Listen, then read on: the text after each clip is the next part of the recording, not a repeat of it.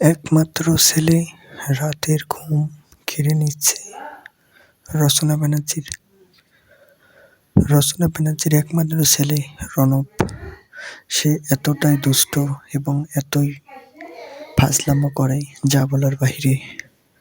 রণবের এমন আচরণে অনেক কষ্ট পান রচনা ব্যানার্জি আরও বলেন যে, আমার ছেলে কবে দুষ্টামো ফাজলামো ছেড়ে দেবে? আমার ছেলে কেন এত দুষ্ট হলো আমি বুঝতে পারছি না। রচনা ব্যানার্জি আরও বলেন যে, একমাত্র ছেলেকে নিয়ে আমি অনেক টেনশনে রয়েছি। দর্শকবৃন্দরা, আপনাদের মূল্যবান মতামত অবশ্যই কমেন্ট করুন। রচনা ব্যানার্জির ছেলের এতটা দুষ্টামো করে যা বলার বাহিরে। Thanks for watching guys.